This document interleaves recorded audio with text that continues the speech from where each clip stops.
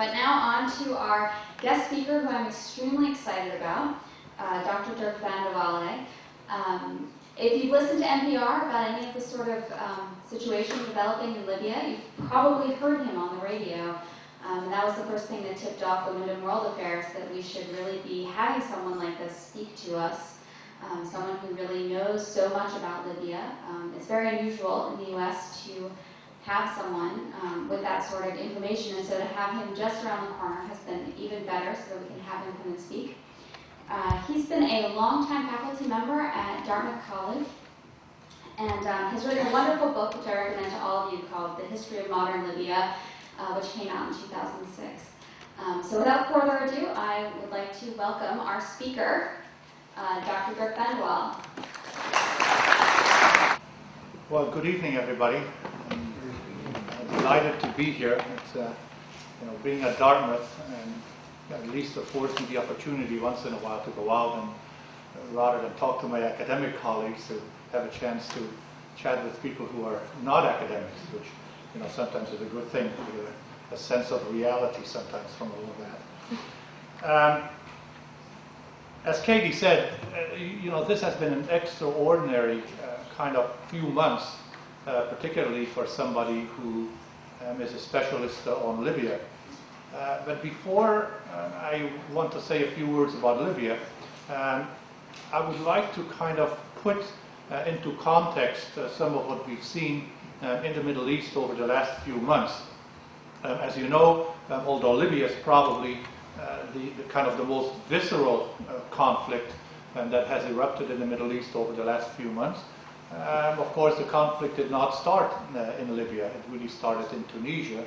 And so I'll come back in a few minutes and talk a little bit about Tunisia, as well as Egypt, and then some of the other countries beyond, where some of the uprisings have started, particularly in Yemen, but where we've not really seen yet what precisely the outcome will be. And in many ways, Yemen will probably be a much worse case scenario than Libya is at this particular point in time. I gave a talk, this is a few days ago, at another venue, and in which they had entitled the conference the Arab Spring. And of course, the reference was to the Prague Spring and so on, and all the uprisings that we'd seen in the 1960s and the 1970s, particularly in Eastern Europe and somewhat beyond. And my response to the title, the Arab Spring, was, where have all the flowers gone? And in a sense, in homage to Pete Seeger, of course, but in a sense, the argument that I will try to make tonight is that even though we've seen a lot of uprisings, we've seen a lot of political energy being released by a lot of people who had been excluded from their political systems for a very long time, and that in many ways also there is a real danger that what has been accomplished so far will really lead to a lot of kind of backsliding in the next few months and perhaps in the years ahead. Already, for those of you who follow very closely these events, you've probably seen that the elections in Tunisia have been postponed. And if you look very carefully at what is happening in Egypt, you see that in a sense the greatest power bloc before the revolution, that is the military in Egypt, still largely controls the pace and the direction of the progress. Now, let me go back a little bit in history, because I think we tend to think that this is something new in the Middle East. That we see these uprisings. For most of us, I think we tend to look at this as a brand new phenomenon. But in fact, the Middle East, which was really, in a sense, very artificially created by the Western powers in the 19th century, and then after the Paris Peace Conference in 1919, has seen a number of major rebellions, uprisings throughout its existence as independent nations. And the first one of those uprisings, or the first kind of, I would call it the first evidence that we saw of some kind of formation of identity And I would argue that a lot of what we're seeing today is really the issue of identity rearing its head in a lot of the countries. That first effort really took place in the interwar period between World War I and World War II. And for those of you who have read up a little bit on the Middle East, or at least know the literature and know kind of the popular literature, you may all remember a book by George Antonius, The Arab Awakening. And in it, Antonius, who was in the Middle East in the interwar period, described how the Arabs, for the first time, really tried to come to some kind of agreement on what national identity meant, what nationalism meant. And of course, a lot of that first period was really set against the presence of colonial powers in the Middle East and North Africa. And remember that the three major, or the two major powers were really Great Britain and France, which kind of divided up under the Mandate period, more or less the modern Middle East. Remember that this is the period when most of the modern nations of the Middle East get created. You know, if you're wondering why Jordan, for example, has these razor-sharp boundaries and some of the other countries, it's of course because Churchill and some of the people around him artificially on a map simply imposed those boundaries on the countries that eventually became independent countries. But what was left out at that time was, of course, that a lot of the people in the Middle East belonged to different ethnic groups, to different tribes that really spanned across these national boundaries that had been created. And so that led really to a first uprising with a number of coups d'etats and so on that really lasted until World War II. And of course, World War II was very important, I should say, just by means of background, that the Middle East is really what is often referred to as an interpenetrated political system. And that's kind of jargony expression for meaning a region that to a large extent depends on outside powers for its survival. And the outside powers in the interwar period, of course, were Great Britain and France. But then after World War II, remember that the one country that was ascendant at the expense of Great Britain was, of course, the United States. And after the World War II was done, the big battle that we saw in the Middle East was really between the country that had now become the new superpower, the United States, and on the other hand, of course, the Soviet Union. And so much of the politics of the Middle East in the 1950s, the early 1950s, into the 1960s, and arguably into the early 1970s, were really dealt or took place within the context that, of course, we called the Cold War. And countries were forced to take sides, either because they simply had no alternative or because they were offered a lot of aid. And out of that emerged a very powerful ideological movement that was called Arab nationalism. And the man who came to embody, or at least one of the men, I should say, who came to embody Arab nationalism was Gamal Abdel Nasser of Egypt. And Nasser was a very charismatic leader. And in a sense, Nasser's wish was to bring back to the Arab nation the kind of grandeur, the kind of magnificence that, in a sense, the Arabs had in centuries past. And it was predicated, in part, on an opposition to the West. That, in a sense, because of colonialism, a lot of the traumas that Middle Eastern countries had went to, had really originated, particularly during the colonial period, which was, of course, a Western phenomenon. And in a sense, there was certainly a lot to be said from that point of view. But then Arab nationalism, of course, in a sense, narrowed under Gamal Abdel Nasser.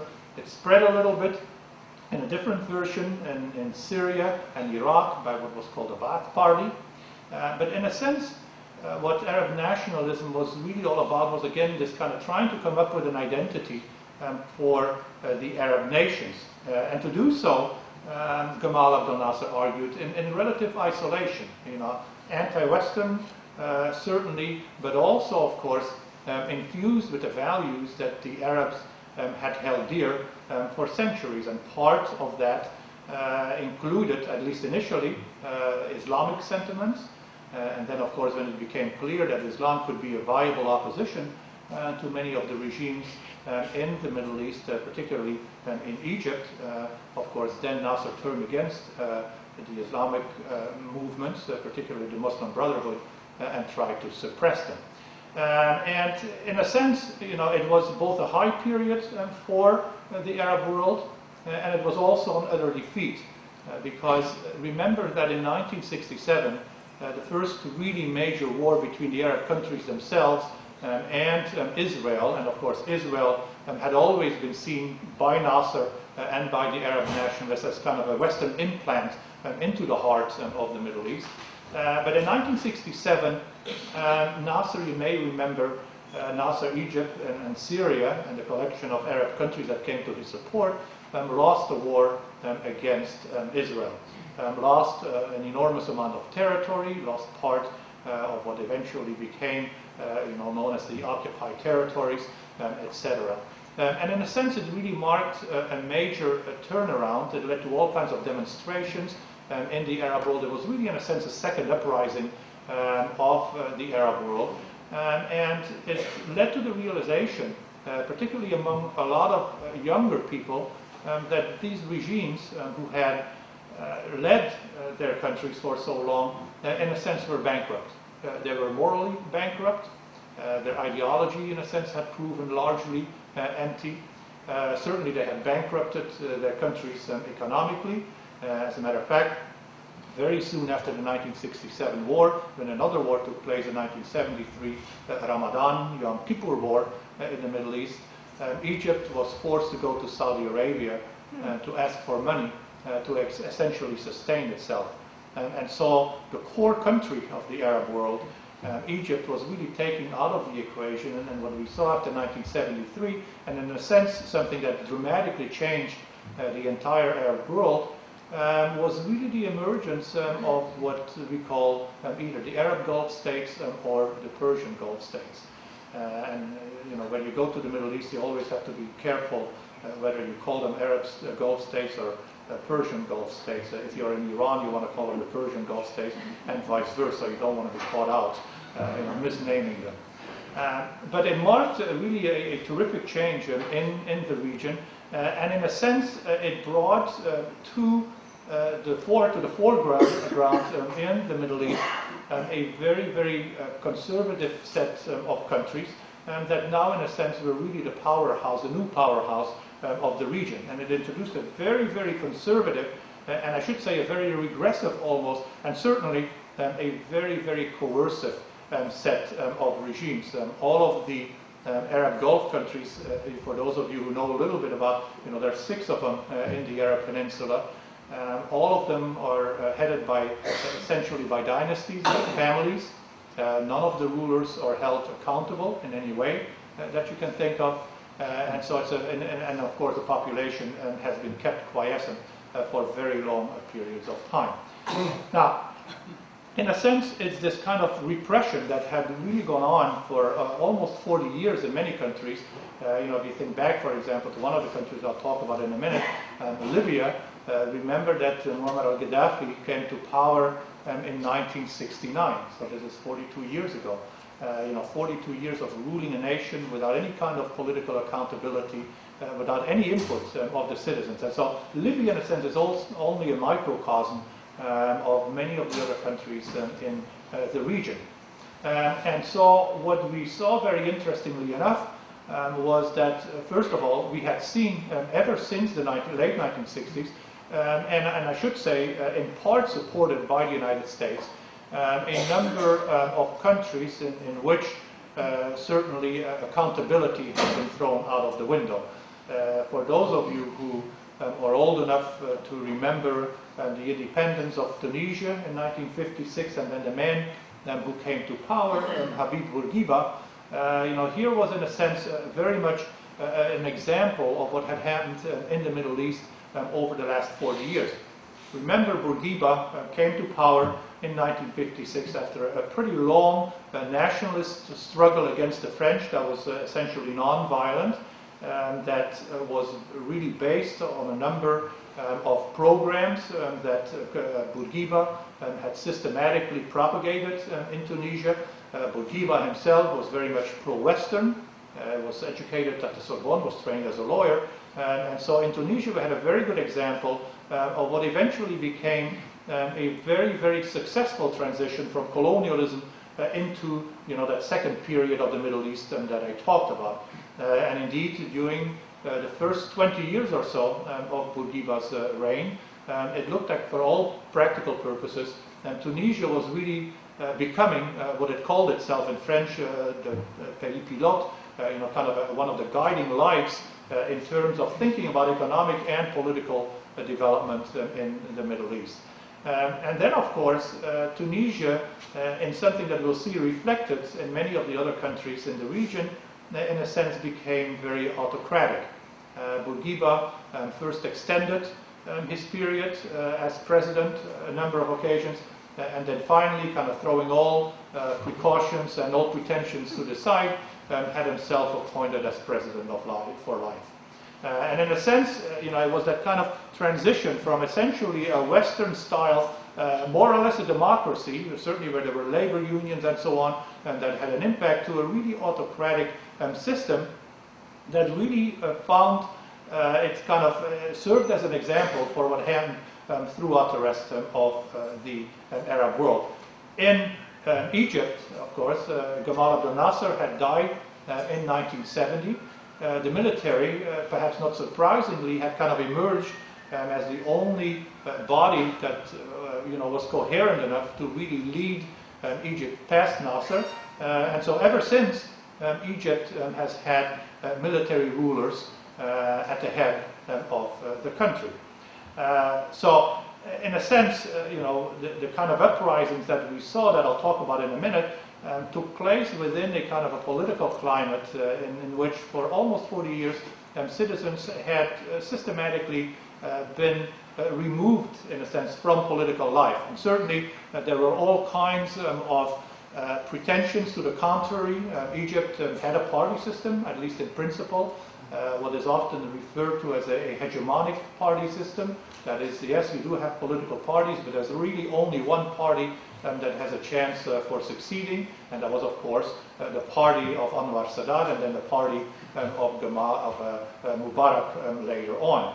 And again, so Egypt became kind of symptomatic of the larger phenomena that we saw in the Arab world, and particularly also in the Arab Gulf states. In the Arab Gulf states, in a sense, the phenomenon was even worse, because there was a lot of money. Egypt, of course, poor, but in the Arab Gulf states, a lot of money, and essentially rulers just bought out their citizens in return for political quiescence. And so essentially that was the way the picture looked until a few months ago.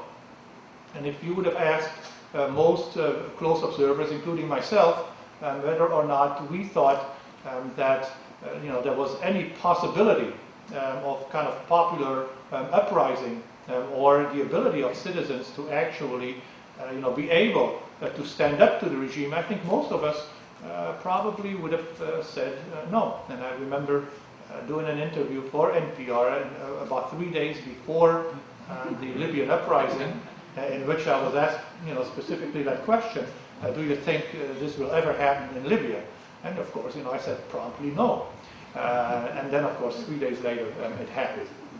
Now, the uprising, and I should say, we didn't think that these uprisings would happen because, at one level, these truly were very formidable regimes.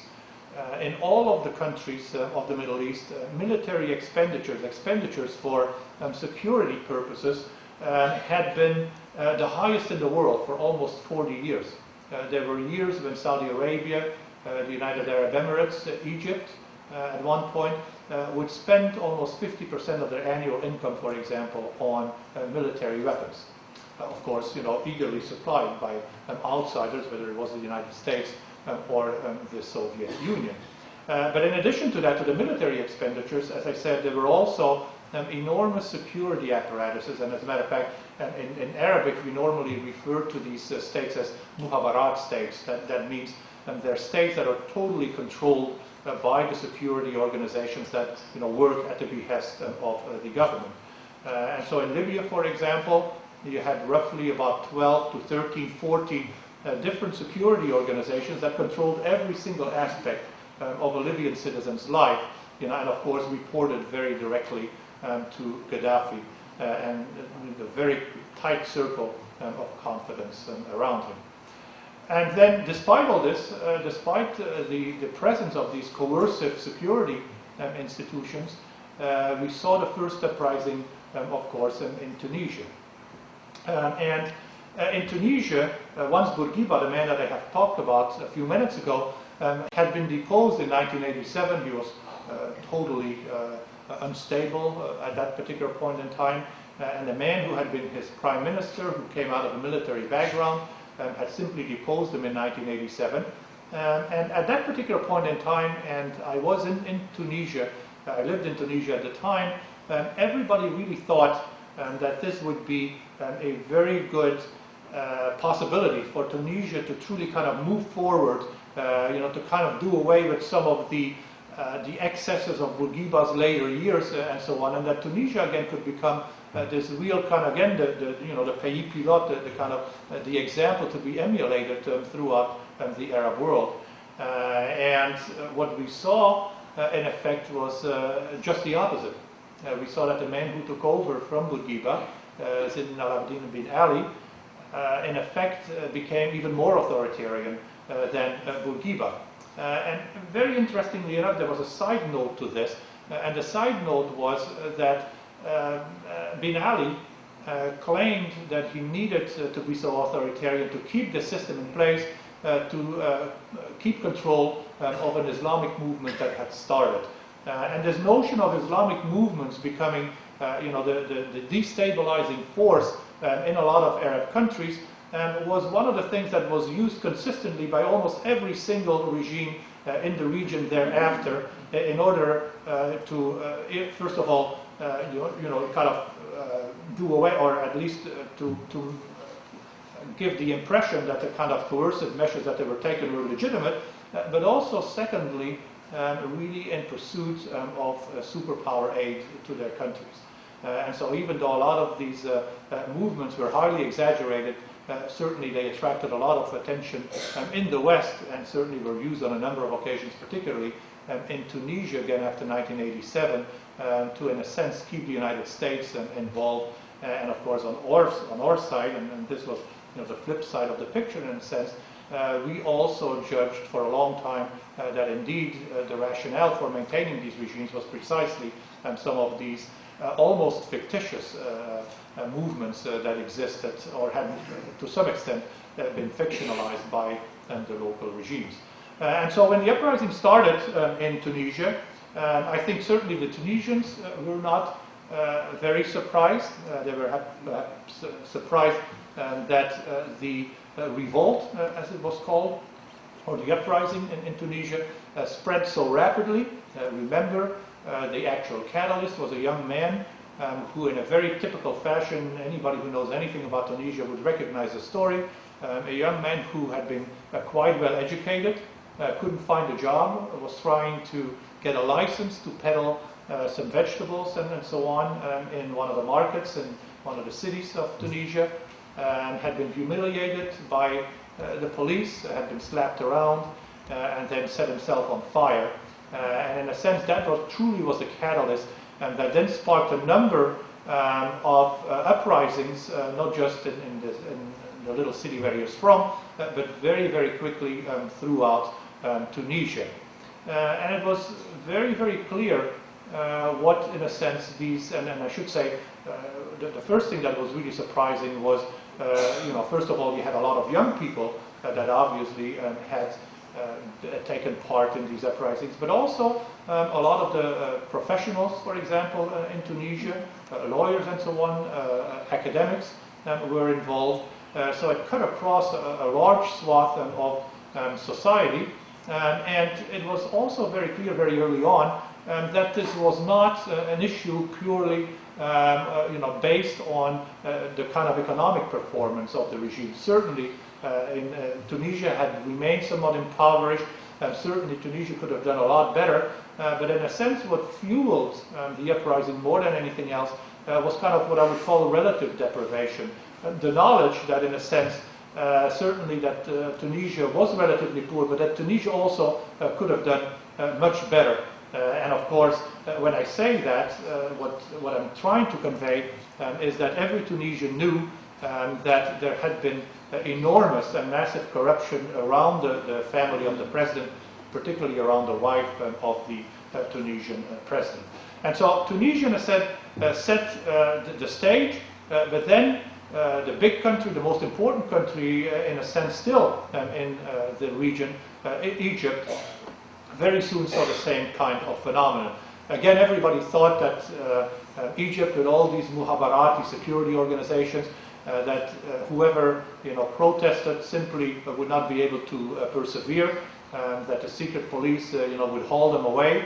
But it turned out that, in a sense, the opposition was so massive, and the willingness of a lot of, particularly the young people, but also again the professionals and so on, to really stand up night after night. And you probably all saw these pictures, of demonstrators being camped out in Tahrir Square and so on in Cairo. That in a sense this became kind of an enduring an enduring picture of Egypt there for about 18, 19 days or so. And then at the very end, something that nobody could really have predicted, and in part nobody could have predicted because everybody had thought that the army would in the end side with Mubarak. The army decided that in a sense Mubarak had become a liability. And so Mubarak was then shipped off, as you know, is now under investigation, will probably persecuted for some of the economic crimes that he and his family then have committed. Things that until a few months ago were simply inconceivable, unthinkable in the Arab world. And then, of course, the final or the major, and I'll say a little bit about Syria and Yemen in a few minutes, but really the major conflagration truly was Libya. And again in Libya, as I mentioned to you, no one really thought that the protesters would be in any way successful. But what happened in Libya, in a sense, was really came to haunt the Gaddafi regime in light of the kind of policies that it had had since the regime came to power in 1969. And that is, if you think of Tunisia and Egypt, these were kind of modern countries, despite kind of the excesses of their leaders and so on, the corruption and so on. But in a sense, these were modern states. And one of the characteristics of a modern state is that you have a professional army. A professional army, an army that is neutral, that in a sense modulates, that stands between the state and its citizens. And so both in Tunisia and in Egypt, when the crisis really erupted and then developed, the army really stepped in as the arbiter in the end. But in Libya, because of the policies of the Gaddafi government, who had never really trusted a professional army, there simply was no professional army. And so when the conflict spread, there really was no body, no institution that could serve as a buffer between the state and between the citizens of Libya. And of course, then as a result of that, it degenerated very quickly into what you can either call a war of attrition or a civil war. And again, the kind of, some people use one set of words, other people use the other ones. But in Libya, what we then saw was a surprisingly resilient regime centered around Gaddafi. And as you know, in a sense, a breaking up of the country into almost two regions. The eastern part, which is called Cyrenaica, the province of Cyrenaica, the western part, the province of Tripolitania. And in a sense, there were several scenarios that you could think about as the civil war progressed in terms of what would happen to Libya. The first scenario was where the country would simply split apart, where you would have a separate Tripolitania and a separate Cyrenaica, and that would have been more or less possible because both provinces have oil. Another scenario was that the Cyrenaicans, with the help of NATO, and remember that NATO came in after United Nations Security Resolution 1973, and that with NATO help, then the rebels would be able to conquer the entire country. The rebels by themselves were very weak, very disorganized, particularly in light, of course, of a deliberate policy by the Gaddafi government to make sure that particularly the eastern province had never really been very well supplied with military materiel and so on, because there always had been a traditional kind of antagonism between the two provinces. And it looks increasingly like that is the scenario that will take place in Libya, and that because of NATO, the country will be able to really reunify itself. It will necessitate NATO to take much greater action than it has taken so far, so it will need to increase.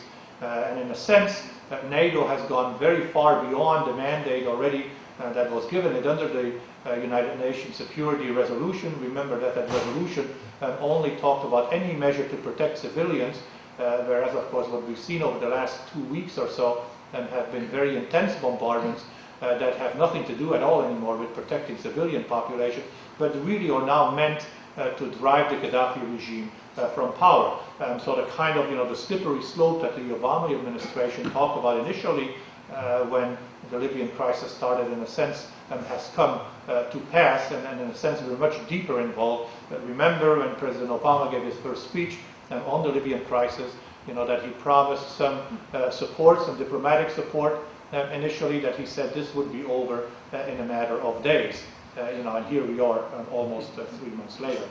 And so the third scenario in Libya really would have been where there was a diplomatic solution to the crisis. And for a long time, the United States, behind the scenes, and some other countries really were trying to convince the Gaddafi regime to leave Libya, to convince the son of Gaddafi, Saif al-Islam al-Gaddafi, also to go. You've probably all seen the 2 trips that President Zuma from South Africa took to Libya to convince Gaddafi to go. And Libya and South Africa have traditionally had a very close relationship, or I should say more of a personal relationship between Gaddafi and Mandela that really goes back to the support of the ANC during the apartheid period in South Africa.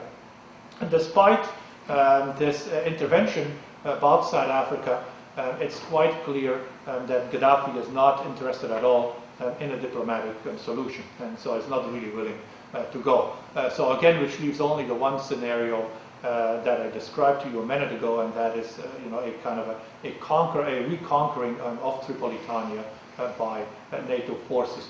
And all of these scenarios, I should say, in Libya look extremely problematic for historical reasons that I can recount to you if in the question and answer period, if you're interested. But really, all will inevitably, I think, lead to some kind of chaos, and perhaps prolonged chaos in the country. And some of you asked me, a couple of people that I talked to before, asked me to talk for a minute about the endeavor that I'm involved with right now, and that is I've been appointed political advisor to the United Nations team that will eventually go into Libya.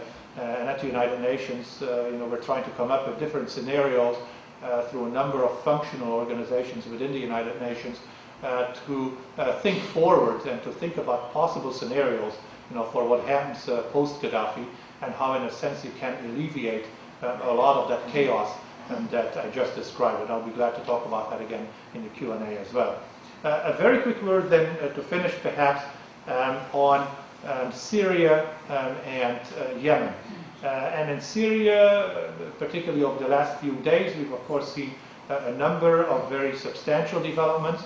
Remember that in a sense, in terms of intensity, the uprising in Syria was as dramatic as anything we've seen in any of the other countries, including even in Libya.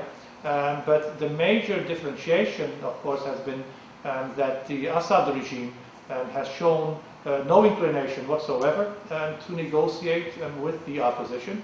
And the very reason that it is capable of doing that is that, as opposed to any of the other countries where the loyalty of that professional army could be debated, in Syria you really don't have that at all. the regime, the army is very solidly behind the Assad regime, which, as you may know, is a kind of composed of a minority group within Syria.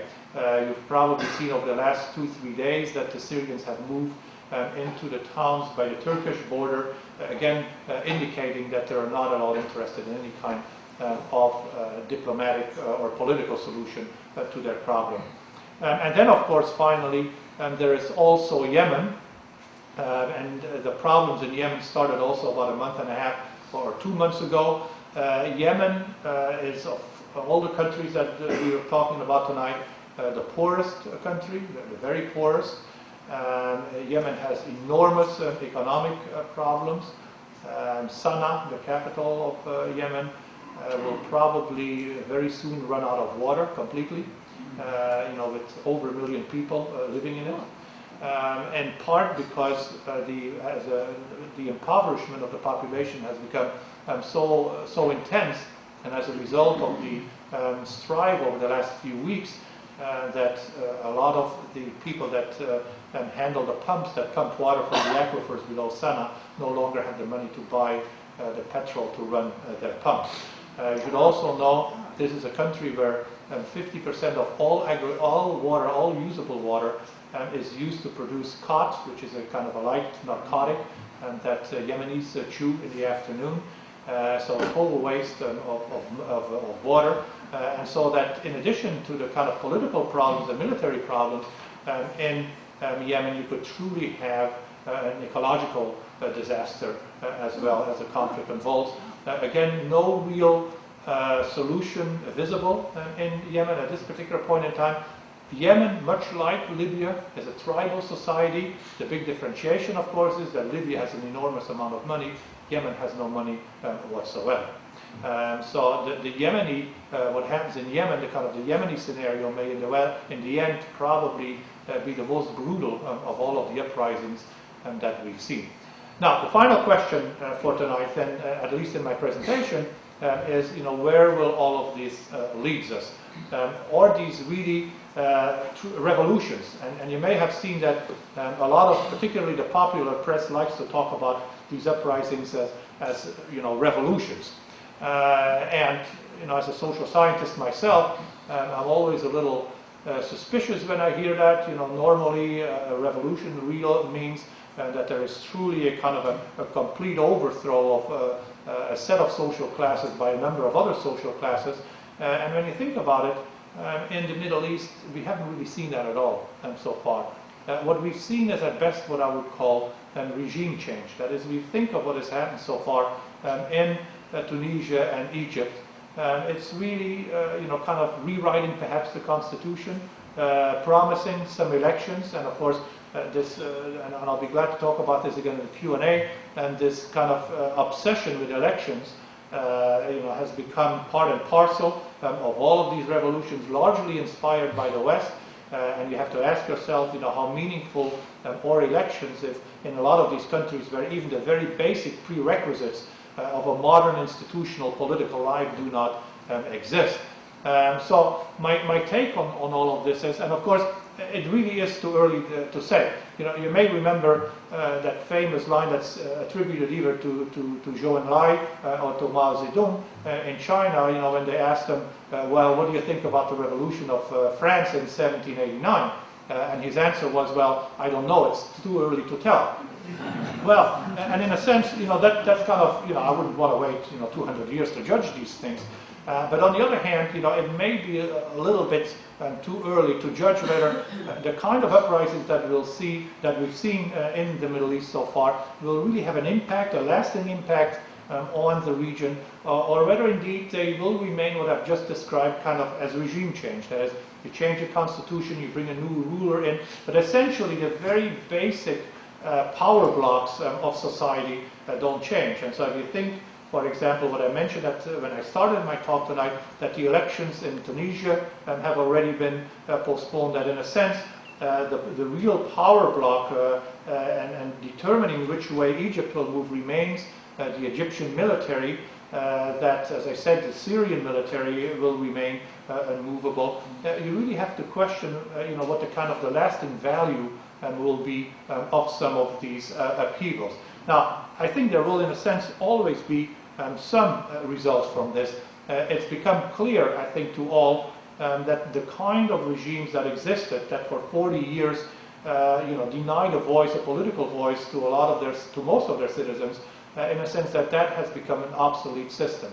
That the kind of symbols and myths that these regimes used, Islamist, anti-Westernism, and so on, that those slogans have really lost a lot of their luster in the Middle East, and I think can never really be resurrected again as a mobilizational force within the Arab world. So yes, there has been a lot of sensitizing of public opinion in the Middle East. Certainly social media, to some extent, have helped in making people more sensitive.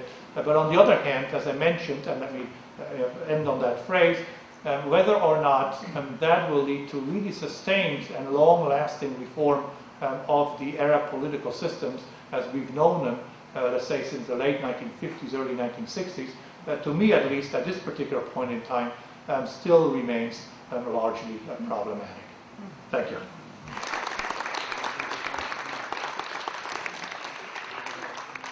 Well, two questions, both pertaining to actors in the wings. There was a fairly lengthy period of suspense while Mubarak's move, before Mubarak decided to step down. It was clearly under the influence of his generals. Right. But I wondered how much that Washington was a leader and an influence in their decision, what's known about that. And the other actor in the wings question is that we learned from you this evening that the UN is ready to play a significant step-in role in the post-Gaddafi period whenever that occurs. Right. And I wonder if you could go into a little more detail about which agencies will be involved and what the priorities will be. Of course. Yeah. Two excellent questions, Peter. On the Egyptian question first, on what was happening, particularly as you said, there was kind of a period of roughly about 7-8 days in which everybody was kind of wondering, which way this was going to go, whether or not the military would remain loyal to Mubarak or would go the other way. The United States actually played quite an important role in that process. And you may remember that the administration initially had come out in support of Mubarak. And then as it became clearer, and as I think Washington, in a sense, in policy-making circles, you always kind of catch up to what is happening. But I think the realization, and that was particularly visible in some of the speeches, then some of the interviews that Secretary Clinton gave, the United States had really decided that, in a sense, the viability of the Mubarak regime really couldn't be, that in a sense the Mubarak regime had to go. And so there was a lot of negotiation behind the scene. You have to understand the United States is the biggest aid provider, and Egypt is the number 2 recipient of American aid in the Middle East. And so in a sense, that gave us some leverage. I wouldn't overestimate that leverage. The Egyptians have been very good in the sense that using aid as their own way of leveraging it against us. It's kind of a very almost classic example in politics of the tail wagging the dog in some ways. But nevertheless, there was quite a bit of influence. And in the end, I think it was made very clear, to Mubarak that there really was no future, and that he had to go. That was all very closely coordinated with the military in Cairo. The second question on Libya. You may wonder, why are we going into Libya? Why not the UN? The UN, that is. Why is the UN going into Libya? Why didn't it really go into some of these other countries, including Tunisia and Egypt? Again, a little bit of that has to do with politics, but it was more with the realization that what I hinted at in my talk, that in Egypt and in Tunisia, you really had viable governments. Yes, you might not like them and so on, and you may want to reform them, but at least there was a modern state that could really take care of its own business. And in Libya, because of the policies of the Gaddafi government, which has very, very systematically destroyed any kind of group within society, there are no labor unions, there's no political opposition in Libya. As a matter of fact, there's not even any kind of group within civil society. There's no NGOs. I mean, there's absolutely nothing. And so the United Nations very early on realized that this was a true recipe for disaster. And indeed, it still may turn out to be. And I got called in very early on this. The question was, what organizations, what expertise does the United Nations have that would be helpful in, you could call it reconstructing Libya, or sometimes the way I refer to it, constructing Libya really for the first time, because it never has really been a modern state. The way in the West we talk about states with all the institutions, checks and balances, and so on. And so the United States has at its disposal an enormous amount of expertise in different institutions. UNDP is the United Nations Development Program, which deals mostly with economic development. It has enormous expertise in reconstruction. It has enormous expertise in political governance, human rights, health, for example, which of course will be an enormous problem. Refugees, which will be for Libya also a truly horrendous problem to face. If you realize that 200,000 people from Tripoli have left the city, one of the scenarios that we've been thinking about is, what do you do when, let's say, there's an implosion, Gaddafi falls, and 200,000 people, run back to Tripoli. You can imagine the enormous chaos and so on. So those kind of scenarios, that's handled by the United Nations, the Refugee Organization, and then again health and all the other functional institutions. And all of these, there's 7 of them that are involved. All 7 of them are essentially developing contingency plans for when Gaddafi goes. And my task is to kind of inform these organizations as they go along, because the knowledge of Libya is quite shallow throughout the United Nations system, to kind of inform them of what seems likely to be possible, to make suggestions to improve some of the planning, and then eventually, and this will come in about 3 weeks from now, then we will take these reports from the 7 functional organizations, put those together, and come up with a master plan that will then be presented to Ban Ki-moon, the Secretary General in New York, and that will then function as kind of the master plan for when the United Nations goes into Libya, which of course will not happen until the Gaddafi government actually goes. So that's kind of the plan. We learn on a daily basis that leaders behave in very strange ways in this country and elsewhere. But Gaddafi has to take the cake. His rantings, his explanations that the rebels are on hallucinogenic drugs, his overall behavior. Could you give me a little sense of how is this guy holding so much power and avoiding the wish of NATO? Here's this huge NATO, and they can't seem to do anything. How does he? What do you know about this guy? How does he hold his power? And a good question. On the other hand, you have to realize if you hold on for 42 years of power in an essentially tribal society, that you can be completely mad. So let me just throw that out at the beginning. I've interviewed him on a couple of occasions for my first book. And you have to realize that this is a man that, as I said, really grew up with this idea of Arab nationalism. And again, that idea of Arab nationalism contained a very strong anti-Western element. When Gaddafi was able to nationalize the Libyan oil industry, for example, all of these things, in a sense, very much resonated with Libyans, and I think we tend to forget that in the West. And so a lot of his early support came from mainstream Libyans, who, in the way that he dealt with the West, the fact that he kept bringing back these symbols, these images that really again resonated with Libyans, the kind of the impact of the colonial period, which was the West. You shouldn't forget that in Cyrenaica, which is the eastern province of Libya, the Italians killed 50% of the population during the colonial period. 90% of all livestock was destroyed. in Cyrenaica. And so these kinds of things, these images of the West, as this malignant force, in a sense, carried a lot of weight, not only, simply with Gaddafi, but also with the people around him. And that has, for a long time, remained, something that Libyans can identify with. Now, I think eventually, the excesses of the regime, particularly, the security organizations and so on, the fact that everybody started to realize that although he called this system a perfect democracy, that there was nothing democratic about it, eventually that caught up with him, I think. And so the kind of standing that he had as this, what he calls himself, in Arabic he calls himself Al-Qa'adan Mu'alim, which means the leader and the guide, to kind of give you the idea of, where he comes from.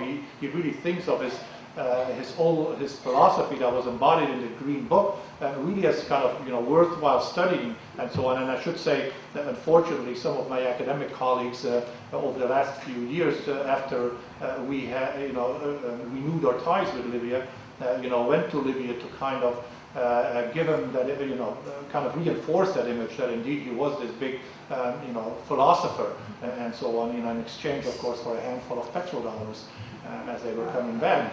So I think there's a lot of culpability here on the Western side also. There's not something purely Libyan. But to go back to your question, obviously there was somebody who at one point in time really had started to lose touch with reality. And I could already see that when I interviewed him the first time, when you asked him a question, he would just kind of summarily say, well, I've answered all of that in my Green Book already. There was that kind of, so in a sense, if you're a dictator for 42 years, and for 42 years no one can really tell you that the emperor had no clothes, you start internalizing that. And that, I think, is more than anything what explains this kind of really almost strange, weird behavior that we've seen. The other part of your question, how did he keep himself in power? Very simple. It was a very brutal, coercive regime. As I said, it had 12, 13, 14 different security organizations. And as a matter of fact, it was so, in a sense, it really was like Iraq.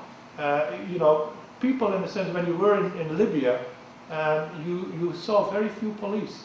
You didn't need to see the police. Everybody knew exactly what they could say, what they could do. In a sense that, when you move toward a kind of almost a totalitarian system, the way it keeps itself in power is because, there's such an enormous amount of fear that citizens simply are even afraid to speak out. Even sometimes, I remember at one point at a dinner with some Libyan friends, very close Libyan friends, and I accidentally mentioned the name of the man who was kind of the bloodhound of the regime. And the conversation, and this was in a restaurant in Tripoli, the conversation just died completely. No one was willing to speak, even though these were very close friends.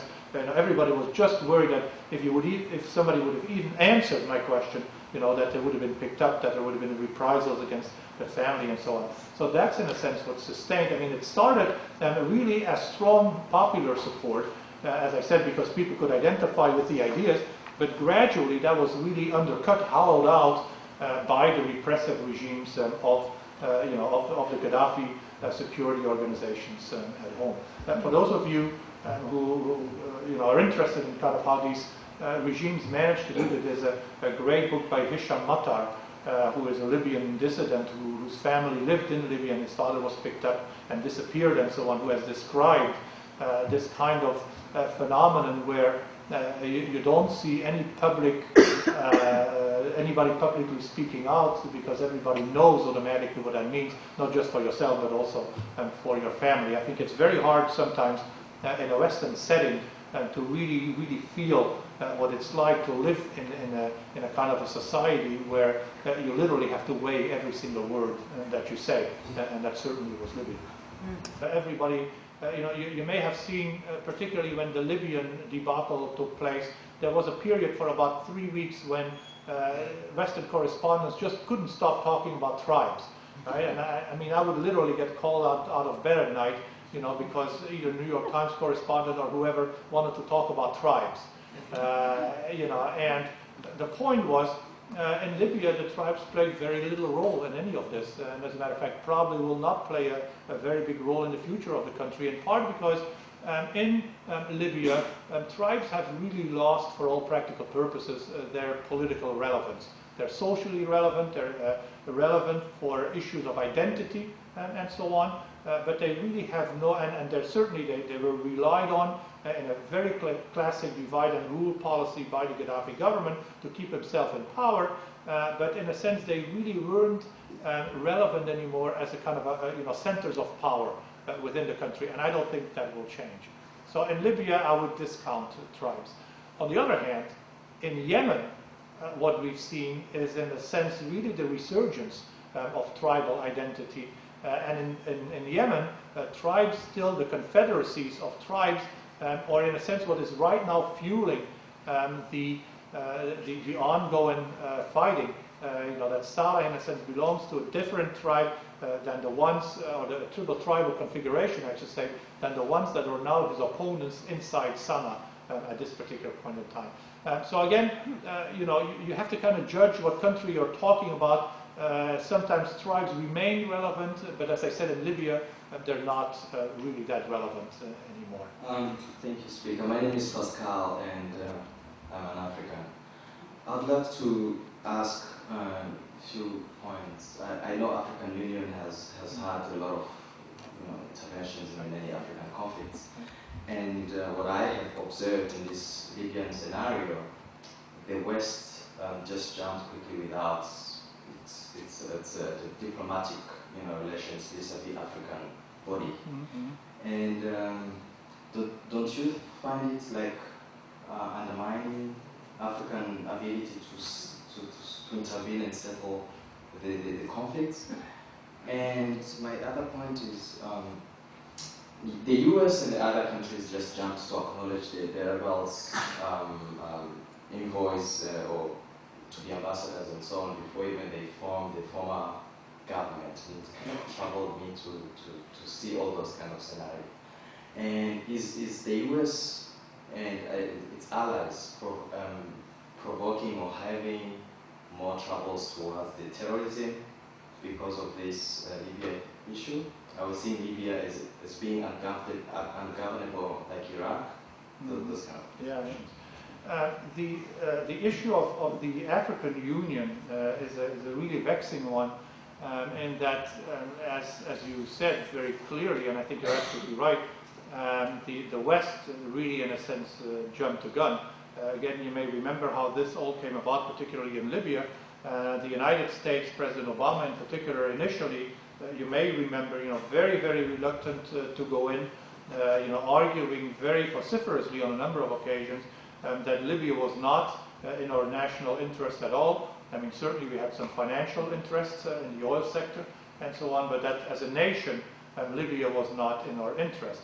And the countries, the Obama administration argued that should really take action in Libya was, of course, the European Union, because the European Union is the area that could become most stabilized if indeed refugees from Libya and so on via Italy and all kinds of ways make their way. We've seen some of that already. Think of the island of Lampedusa and so on, and the infiltration into Sicily and so on. And so the U.S. administration very much wanted to have the EU to take the lead. And then, of course, once the United Nations had extended the no-fly zone, had implemented the no-fly zone, wanted NATO to really take the lead. And you may remember that during the early days, we were the leader in this, and then we formally handed over command to NATO. Now, it turned out, of course, and I should say, to go back to your question very briefly, that one of the sticking points for the Obama administration was precisely the position that the African Union would take toward Libya. Now, to make a very long story short, Gaddafi, for the last 15 years or so, has been trying to organize sub-Saharan Africa and North Africa in what he calls a united Africa, kind of in the image of the European Union or the African Union, sometimes that it's referred to also. And he's been very closely involved in that. And so the argument that the administration in Washington was made was that we should first see regional agreements on what actions to take against Gaddafi before the West should be, the United States should be involved. And then, of course, the African Union actually gave that consent. The African Union voted unanimously in favor of actions against the Gaddafi government. And it's a very interesting question, why, with all the interaction between Libya and sub-Saharan Africa over these many years, with hundreds of millions of dollars of Libyan dollars having been spent in sub-Saharan Africa, why sub-Saharan Africa did not support the Gaddafi regime. And I think the answer is blunt, but I think it's probably right on the mark, and that is they liked some of Gaddafi's petrodollars. They never, at any point at all, trusted him, in part because there were clear indications early on in the late 1970s and into the 1980s that he had tried to subvert some of the local regimes. And so, in a sense, I think you're right. The West was early on in terms of intervention. Certainly, you could argue that there were some financial reasons, economic reasons for Western involvement. It was very interesting, that France was the first country, for example, to recognize the Transitional Council in Benghazi after a number of French negotiators had talked to the TNC, as it's called in Cyrenaica. All kinds of economic promises had been made to the French, and so on. So certainly there was some pecuniary interest on behalf of the Western countries. But in a sense also, it indicated, to go back to your question finally again, the weakness of the African Union in terms of its unity and in terms of its kind of unified policies in any foreign policy debate that involves it directly. And now that's not so new. If you think that the European Union was created all the way back to World War II, that it took the Europeans literally 40 years before they made their first unified foreign policy moves. Why should you expect the African Union, in a sense, to do much better? The second question was on, I forget. Terrorism. Yeah. Well, there's much to be said, particularly about Libya and terrorism. And there's much, in a sense, again, to be said about the way that we in the West really dealt with the issue vis-à-vis Gaddafi. Now remember that until 2003, Gaddafi was considered, the arch terrorist in the world, right? The mastermind. We have these images of Lockerbie, the UTA flight, and so on. The involvement in the Labelle discotheque, all the things you're familiar with, for which we bombed Tripoli in 1986. But the interesting detail, in a sense, is that after 2003, Gaddafi, after he has declared his weapons of mass destruction and so on, actually becomes our most valued interlocutor against terrorism in North Africa. And as a matter of fact, the cooperation between the United States and Libya was probably the most close of any bilateral cooperation between the United States and any of the local governments in pursuit of terrorists and in clamping down in terrorist organizations, to the point, as we now know, that the United States allowed the rendition of at least 2 prisoners via Egypt into Libya.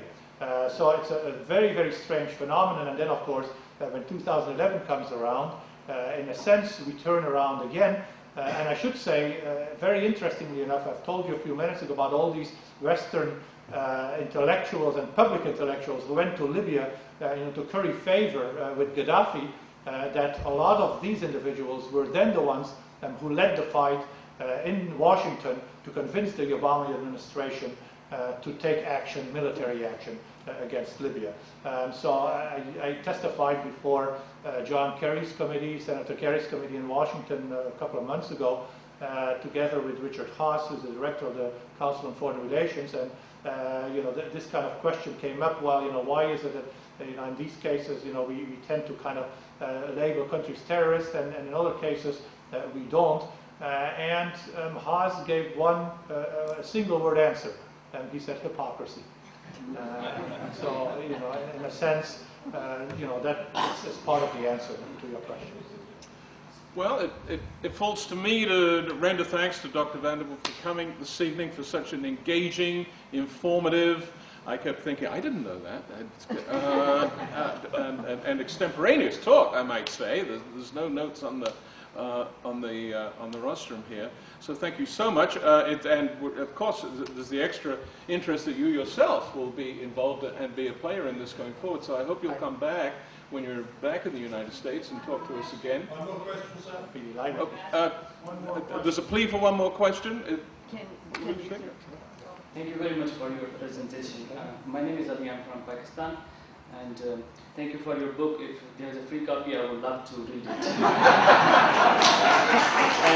Actually, I should say, you know, I don't know if it was Peter or Mario who said about the second edition is coming out in November, so don't buy the first edition.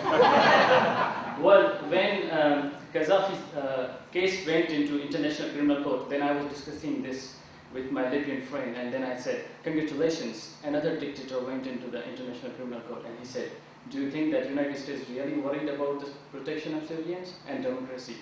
I said, why not? And he said, listen, Gaddafi is a dictator. For 40 years he's occupying a position, but United States, France, and UK, they are sitting in Security Council where Africa is completely absent. This is not a dictatorship. What do you think? I didn't have really a response for that.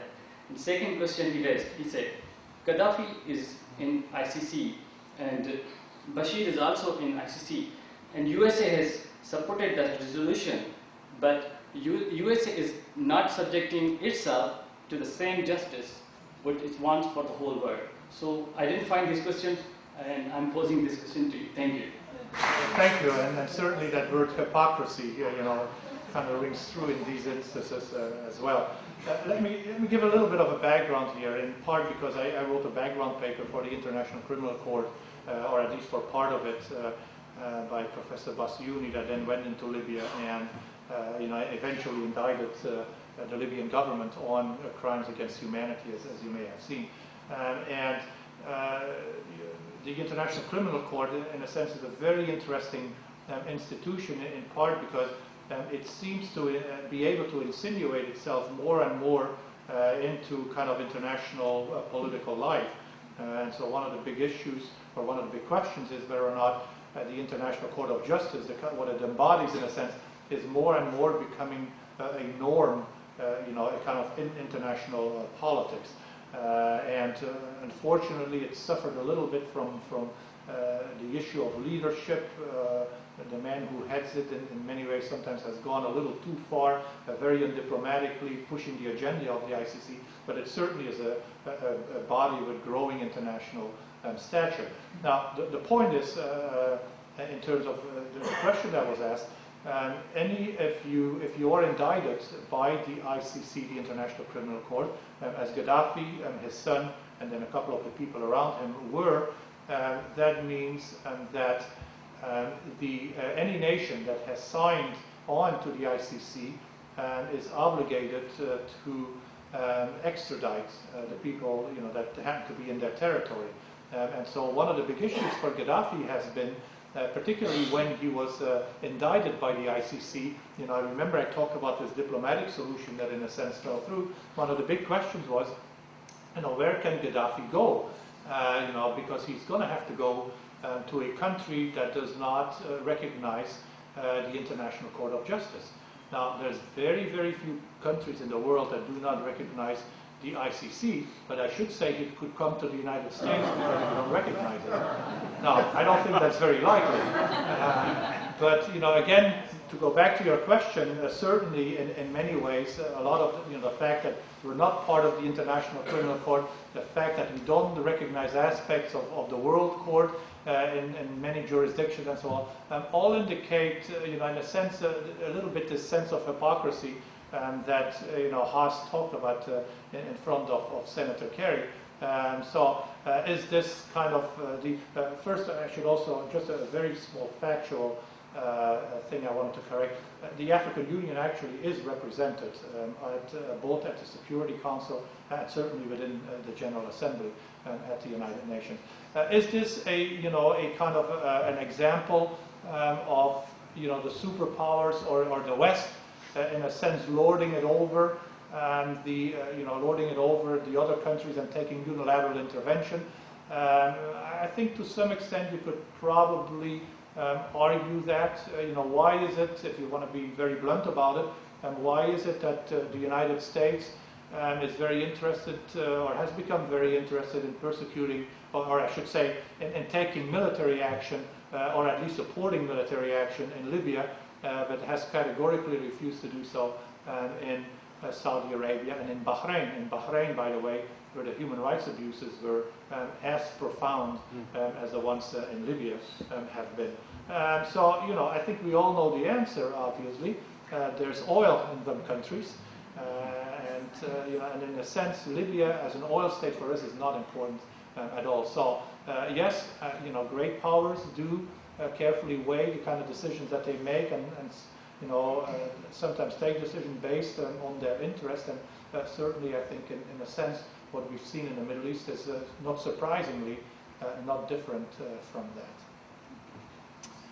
Well,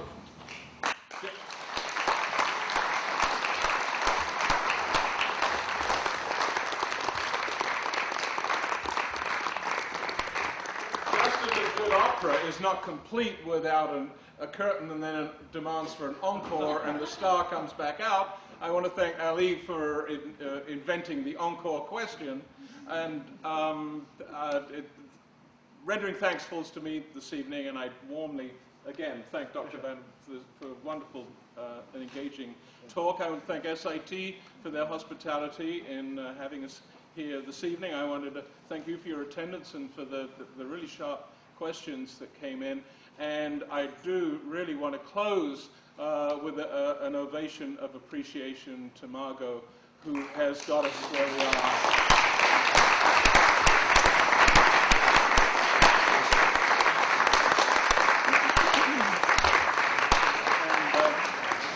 And those of us who are going to try to follow have learned that it's not just impossible to say no to Margot, it's futile. And so here we are, and so we'll be working on it on the next season. Thank you. Thank you.